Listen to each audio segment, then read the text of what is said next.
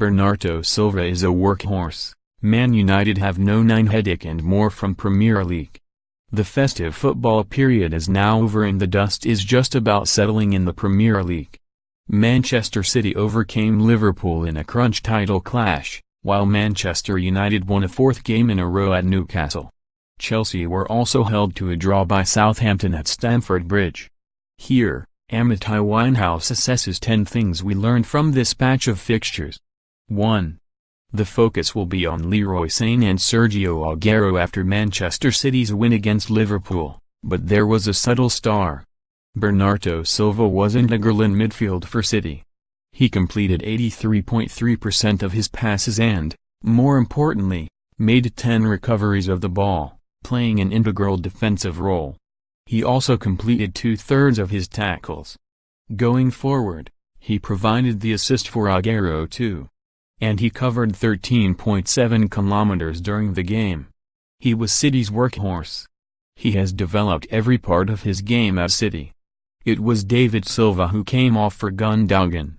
At just 24 years old, we could be looking at the Spaniard's successor. 2. Manchester United now have a genuine battle on their hands when it comes to the no-9 slot.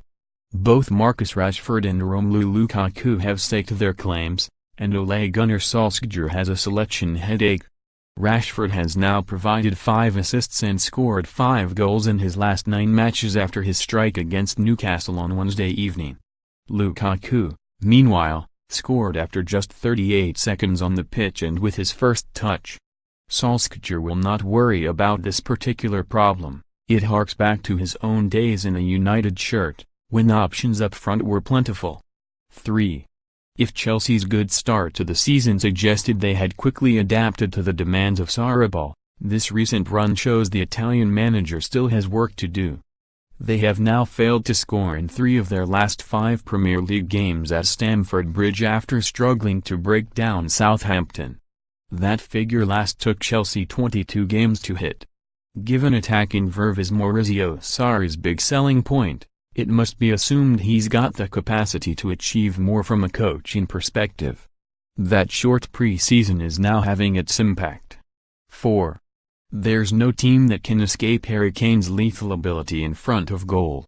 Ahead of Tuesday, he had 1 mark against his Premier League record.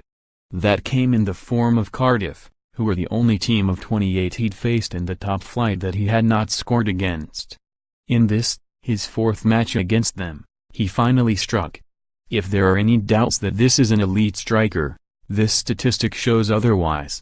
Given the churn of teams in the league since he made his debut for Spurs, it shows Kane is more than able. 5. Unai Emery's job this season is to navigate the problems in the Arsenal squad left to him while proving there's a future of value with him at the helm. One way to do that is to show his ability to change a game, which proves he can read a match situation and has tactical awareness. And he's definitely got that in his locker, given the impact of his substitutes. A huge 10 of their goals have come from players introduced from the bench, more than any other team in the league. Emery knows what is unfolding, the only problem will be the resources to deal with it. 6. Amid the utter chaos of the first half between Bournemouth and Watford, it would be easy to miss Ryan Fraser hitting a significant mark.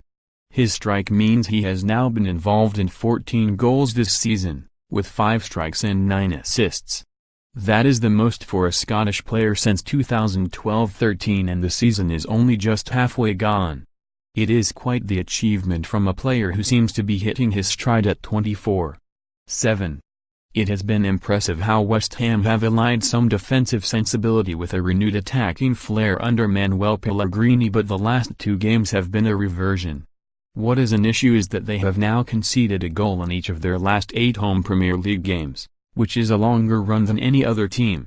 That has now led to just 1 win in 4 after the 2-2 draw with Brighton. They could do with tightening up slightly at the back. 8.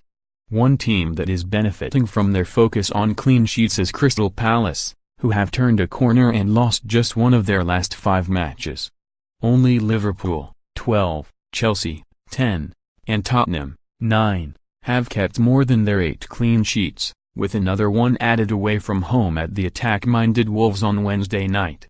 That has seen them climb up to 14th in the league, and would be an achievement if they finished there come the end of the campaign. Roy Hodgson knows how to organize his side. 9. Should Huddersfield rescue their season now, it will be some achievement.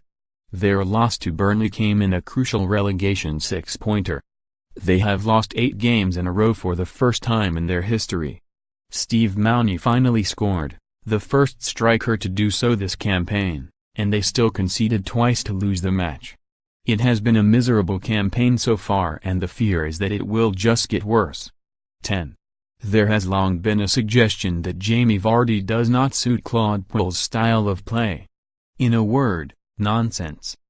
The pacey striker has been integral to their good recent run of form and, in fact, no one has scored more goals under Puel, 22, than the former England striker since he took over the club. Puel is a real thinker about the game, able to get the best out of most players. Vardy, even as a player more suited to counter-attacking systems, can be counted among that number.